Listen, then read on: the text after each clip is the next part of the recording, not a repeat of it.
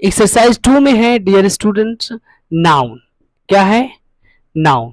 उसमें हम लोग एक्सरसाइज 1 में पढ़े थे एडजेक्टिव, और इसमें पढ़ेंगे नाउन, और वो भी जो नाउन है वो है कॉमन नाउन।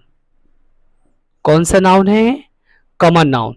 कॉमन नाउन जातिवाचक संज्ञा कहते हैं, जातिवाचक संज्ञा कॉमन नाउन, ठीक है, जो जाति वर्ग का बोध होता है। स्ट्रक्चर इसका है subject plus am is are plus a N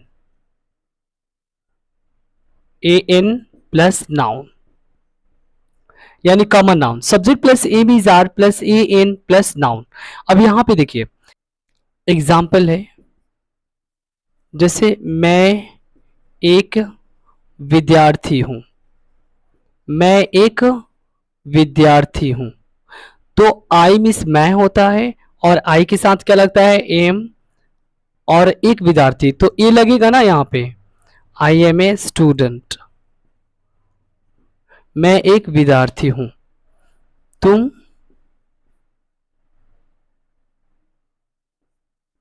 तुम एक किसान हो। अब यहां पे तुम का स्पेलिंग क्या होगा? यू के साथ आर लगता है, a farmer, you are a farmer. वह एक नेता है, वह एक नेता है, तो he is a leader, he is a leader. ये सारे लीडर क्या है? कॉमन नाउन है। फार्मर क्या है? कॉमन नाउन है। स्टूडेंट क्या है? कॉमन नाउन है। मैं एक शिक्षक हूं,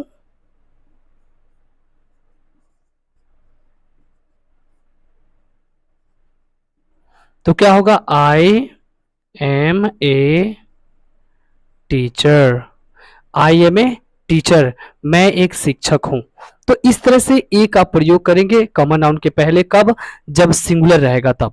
देखिए यहां पे मैं एक शिक्षक हूं, आई एम ए टीचर, वह एक नेता है, ही इज ए लीडर, तुम एक किसान हो, यू आर ए फार्मर, मैं एक विद्यार्थी हूं, आई एम ए स्टूडेंट। ठीक है, चलो। मोहन एक गायकार है, मतलब गायकार मतलब सिंगर, तो Mohan is a singer, Mohan is a singer. यहां पे ए लगे जाएगा ना, यू आर ए डॉक्टर, आप एक डॉक्टर है। ठीक है, अगर यही रहता कि आप लोग डॉक्टर हैं, आप लोग डॉक्टर है, तो आप लोग का स्पेलिंग क्या होता है? यू के साथ आर लगता है, और यहाँ पे एक से अधिक डॉक्टर्स है ना, यहाँ पे बता रहे आप लोग आ गया तो एक से अधिक हो गया, यू आर डॉक्टर्स। यहाँ पे ए एन का प्रयोग नहीं होगा क्योंकि एक से अधिक है ना, लोग आ गया तो यू आर डॉक्टर्स। ठीक है, अगर आप रहे, आप एक रहे, या फिर आप रहे, तो समझो कि एक का सेंस आ रहा है। ठीक है, तो यू आर ए डॉक्टर हो गया, और यही आप लोग आ गया तो यू आर डॉक्टर्स। वे लोग किसान हैं, वे लोग किसान हैं, तो वे लोग का स्पेलिंग क्या होगा? They are farmers. यहां पे ए एन नहीं लगेगा, यहां पे नाउन के अंत में एस लग जाएगा। तो जब नाउन के अंत में एस या एस लगता है तो नाउन होता है प्लूरल, क्योंकि सब्जेक्ट तो यहाँ प्लूरल हो गया ना, ये भी प्लूरल है सब्जेक्ट, तो इसीलिए नाउन भी क्या चाहिए? प्लूरल चाहिए। ठीक है, तो इस तरह से आप नाउन का प्रयोग करेंगे। स्ट्रक्चर लिख लीजिए, subject plus am is are plus a an plus noun. अब बात आती है ए एन का, कि सर ए एन का प्रयोग कहाँ कहाँ करेंगे? तो आप पढ़े होंगे बचपन में वॉवेल्स और कॉन्सोनेंट। तो वॉवेल्स के पहले एन का प्रयोग होता है, जैसे वॉवेल्स होते हैं ना 5, ए ई आई ओ यू, और उसी तरह से कॉन्सोनेंट होते हैं, तो कॉन्सोनेंट जो बचते हैं ना इसके अलावा, उसके पहले जैसे बी सी डी, है ना, इस तरह से जेड तक, तो इसके पहले ये कॉन्सोनेंट के पहले ए का प्रयोग करेंगे। कब? जब ये सिंगुलर रहेगा तब। और कब ए एन का प्रयोग होगा? जब सिंगुलर रहेगा तब। और कंट्रीबल नाउन भी होना चाहिए, जैसे वाटर के पहले ए एन का प्रयोग थोड़ी ना करेंगे, ऑयल के पहले ए एन का प्रयोग भी नहीं करेंगे। कब करेंगे? जब सिंगुलर रहेगा तब। देखिए इस तरह से subject plus am is are plus a an का प्रयोग नाउन में करते हैं, ठीक है। इसे कहते हैं पॉजिटिव सेंटेंस। चलिए क्या बोलते हैं? Positive sentence.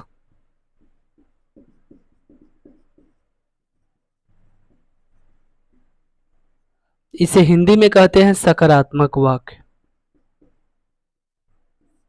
जिसमें नहीं नहीं लगा रहता है ना, क्या, क्यों, कैसे और नहीं नहीं लगा रहता है, उसे पॉजिटिव सेंटेंस कहते हैं, सकारात्मक वाक्य कहते हैं। देखिए ये स्ट्रक्चर होता है, ठीक है।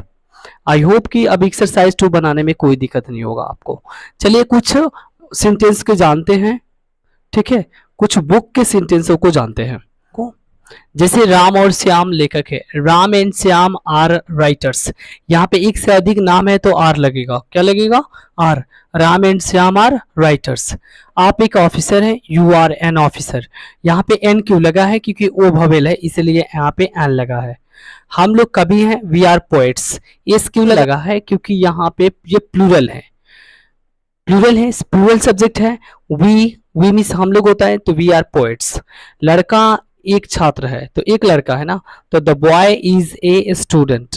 यहाँ पे एक छात्र है और लड़का एक है इसलिए यहाँ पे ए लगा है। लड़के छात्र हैं तो एक से अधिक लड़का है ना, तो द बॉयज लगेगा, द बॉयज आर स्टूडेंट्स। यहाँ पे स्टूडेंट्स इसलिए लगेगा क्योंकि यहाँ पे एक से अधिक सब्जेक्ट है, प्लूरल है, एक से अधिक सब्जेक्ट है ना। लड़का, लड़का मतलब सिंगुलर, लड़के मतलब एक से अधिक होता है, प्लूरल। लड़का मतलब सिंगुलर, लड़के मतलब प्लूरल। शिक्षक लोग लेखक हैं तो शिक्षक लोग, तो टीचर्स आर राइटर्स। यहाँ पे शिक्षक लोग जो होगा ना, द टीचर्स भी लिख सकते हैं, द टीचर्स आर राइटर्स। जैसे टीचर मिस शिक्षक होता है, पोएट मिस कवि होता है, फार्मर मिस किसान या कल्टीवेटर मिस भी किसान होता है, पीजेंट मिस भी किसान होता है, पोस्टमैन मिस डाकिया, राइटर मिस लेखक, ऑफिसर मिस अफसर, इंजीनियर मिस अभियंता, आर्टिस्ट मिस कलाकार, स्टूडेंट मिस विद्यार्थी, डांसर मिस नर्तक या नर्तकी। नाचने वाले को डांसर बोलते हैं, ठीक है। चलिए आई होप कि आपको समझ में आ गया होगा। चलिए ये एक्सरसाइज 2 कंप्लीट हुआ। एक्सरसाइज 3 की बात करते हैं अब। एक्सरसाइज 3 में जो है निगेटिव सेंटेंसेस है, और निगेटिव सेंटेंस को हिंदी में कहते हैं नकारात्मक वाक्य। नकारात्मक वाक्य का मतलब जिस वाक्य में नहीं लगा रहता है। क्या लगा रहता है? नहीं, जिसे नॉट कहते हैं। इंग्लिश में क्या कहते हैं? नॉट। जैसे subject plus am is are plus not plus complement. अब कॉम्प्लीमेंट क्या होता है सर? ध्यान दीजिए। अब पूछोगे कि कॉम्प्लीमेंट क्या होता है सर? कॉम्प्लीमेंट का मतलब होता है पूरक। पूरक का मतलब होता है जब नॉट के बाद यानी नाउन हो, एडजेक्टिव हो, जब वाक्य में नाउन रहे या कोई एडजेक्टिव रहे तो उसके उन दोनों में से कोई आए उसको लिख सकते हैं। तो दोनों को मैंने कॉम्प्लीमेंट लिख दिया है। कॉम्प्लीमेंट मतलब पूरक, यानी वाक्य को कंप्लीट करना है आपको, ठीक है। वो चाहे नाउन हो चाहे एडजेक्टिव हो, लेकिन एक बात याद रखना, जब एडजेक्टिव हो सेंटेंस के अंत में तो उसके पहले ए एन का प्रयोग नहीं होता है। अगर कॉमन नाउन हो तो उसके पहले ए एन का प्रयोग कर सकते हैं सिंगुलर प्लूरल के अनुसार, सिंगुलर रहे तब, ठीक है। जैसे मैं दुखी नहीं हूं, आई एम नॉट सैड। यहाँ पे क्या है? सैड क्या है? एडजेक्टिव है तो इसलिए ए एन का प्रयोग नहीं कर सकते हैं। I am not sad. मैं डरपोक नहीं हूं, I am not timid. Timid भी डरपोक होता है। मदन और गणेश फुर्तीले नहीं है, तो Madan and Ganesh are not. यहाँ पे आर की बात क्या देंगे? Not active. Madan and Ganesh are not active. Madan और गणेश फुर्तीले नहीं है। देखिए यहाँ पे मदन एक सब्जेक्ट हो गया यहाँ पे और गणेश एक सब्जेक्ट हो गया, तो एक एक दो हो गया ना, तो एक से अधिक होता है, प्लूरल होता है, उसके साथ क्या लगेगा? आर के बाद यहाँ पे नॉट है ना, नॉट, तो एम इज आर के बाद नॉट लगाएंगे ना। यहाँ पे देखिए स्ट्रक्चर, एम इज आर के बाद क्या लगाएंगे? नॉट। उसके बाद एक्टिव हो गया। तुम किसान नहीं हो, you are not a farmer. You are not a farmer, तुम किसान नहीं हो, you are not a farmer. Not के बाद क्या देंगे? ए। उसके बाद फार्मर, यानी फार्मर क्या है? कॉमन नाउन है, ठीक है। तो यहाँ पे फार्मर लिखेंगे। अब यहाँ पे सोचोगे सर ए क्यों लिखे हैं? तुम है तो तुम जो है ना सिंगुलर होता है, और आप क्या होता है सिंगुलर होता है, आप लोग क्या होता है प्लूरल होता है, तुम लोग क्या होता है प्लूरल होता है। ठीक है, तो जब वो आएगा तो उसके बाद ए एन का प्रयोग नहीं करेंगे। हाँ, जब तुम आएगा और उसके साथ कोई कॉमन नाउन आएगा तब ए एन का प्रयोग कर सकते हैं। जैसे तुम एक किसान, तुम किसान नहीं हो, तो इसका मतलब एक ही आदमी को बोल रहा है ना, तुम किसान नहीं हो, you are not a farmer, a मतलब एक किसान नहीं हो। ठीक है, इस तरह से एक्सरसाइज 3 बना सकते हैं आप। चलिए आगे बढ़ते हैं, अब एक्सरसाइज 4 की बात करते हैं। चलिए अब जानते हैं एक्सरसाइज 4 के बारे में। ठीक है, एक्सरसाइज 4 में है इंटेरोगेटिव, इंटेरोगेटिव सेंटेंस जिसे कहते हैं INTERROGATIVE, इंटेरोगेटिव सेंटेंसेस, जिसे प्रश्नवाचक वाक्य बोलते हैं।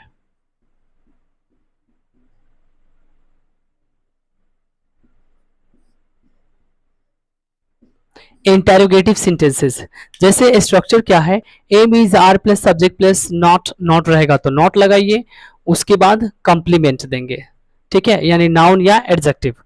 तो क्या मैं पागल हूं, एम आई मैड, तो यहाँ पे देखिए सब्जेक्ट के अनुसार मैं क्या है, मैं का स्पेलिंग क्या होता है आई, और आई के साथ क्या लगता है एम, तो एम शुरू में लिखेंगे। जब भी क्या आएगा ना तो शुरू में हेल्पिंग यानी जो वर्ब है ना, वर्ब के रूप में है एम इज आर, इसका प्रयोग करेंगे पहले।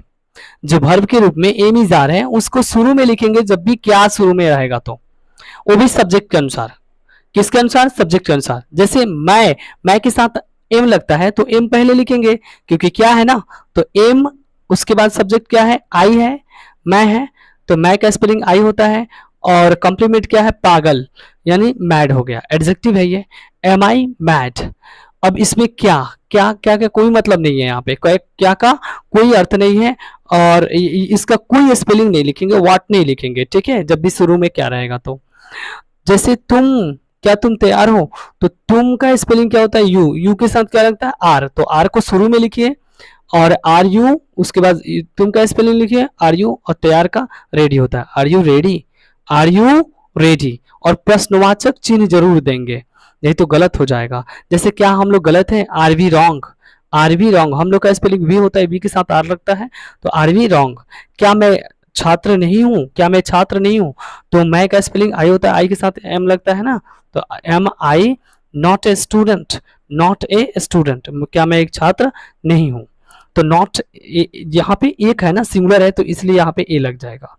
क्या तुम डाकिया हो, are you a postman, are you a postman, मतलब तुम है ना सिंगुलर, मैंने अभी बताया है, यू क्या है सिंगुलर है, तुम अगर तुम लोग रहता है तो प्लूरल हो जाता है। ठीक है, तो यहाँ पे ए लग जाएगा क्योंकि एक आदमी है इसलिए, क्या तुम डाकिया हो तो इसलिए वहां के यू के बाद ए लगा है, आर यू ए पोस्टमैन। ठीक है, क्या तुम किसान हो, आर यू ए फार्मर, क्या तुम विद्यार्थी हो, आर यू ए स्टूडेंट, क्या तुम क्या तुम ईमानदार हो, are you honest, are you honest, a नहीं लगेगा यहाँ पे क्योंकि ऑनेस्ट क्या है एडजेक्टिव है। ठीक है, इस बात का ध्यान रखेंगे। चलिए आगे अगला है एक्सरसाइज 5, और एक्सरसाइज 5 में पढ़ेंगे WH क्वेश्चंस। ठीक है, तो WH क्वेश्चन जो है स्ट्रक्चर क्या है, WH plus am is are plus subject plus not plus complement.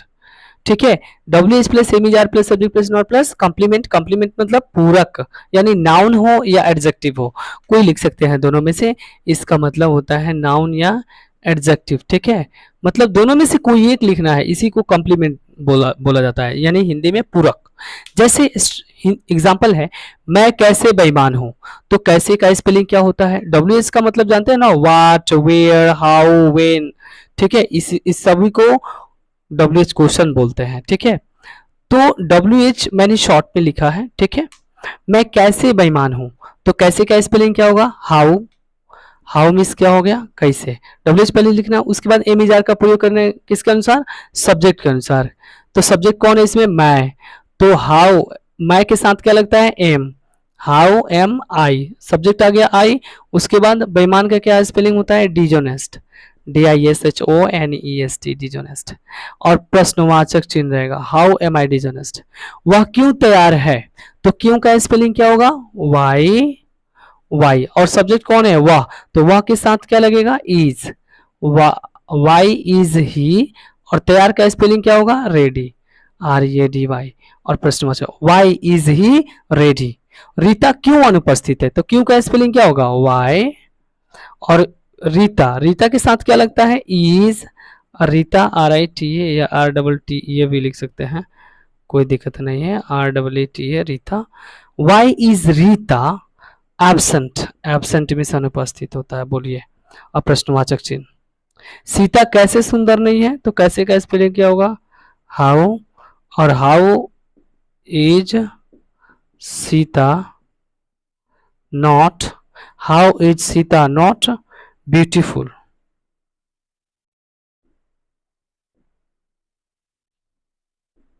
How is Sita not beautiful, Sita कैसे सुंदर नहीं है, तो सीता पहले हाउ हो गया, हाउ के साथ क्या लगेगा, सीता के साथ क्या लगेगा, इज, इज उसके बाद सीता सब्जेक्ट हो गया, नॉट नेगेटिव के लिए नॉट, और ब्यूटीफुल भी सुंदर होता है।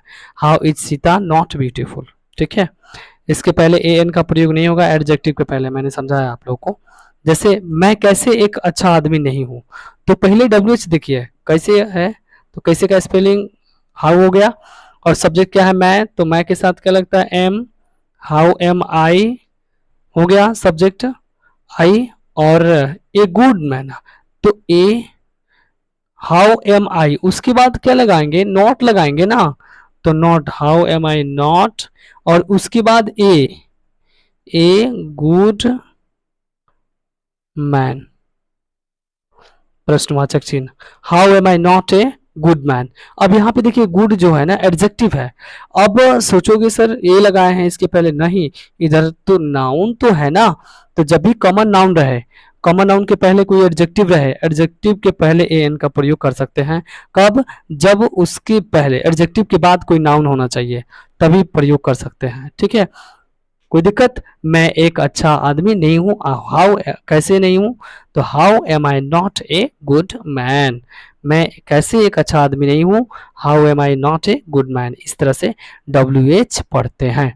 बोलिए कोई दिक्कत हो तो कमेंट कीजिए डियर स्टूडेंट, कोई भी प्रॉब्लम हो तो पूछ सकते हैं, ठीक है, कमेंट करके पूछ सकते हैं। चलिए एक्सरसाइज आज खत्म हुआ, फिर हम अगले वीडियो में पढ़ेंगे एक्सरसाइज 6 के बारे में। तब तक के लिए विदा लेते हैं, धन्यवाद, thank you so much for watching my video.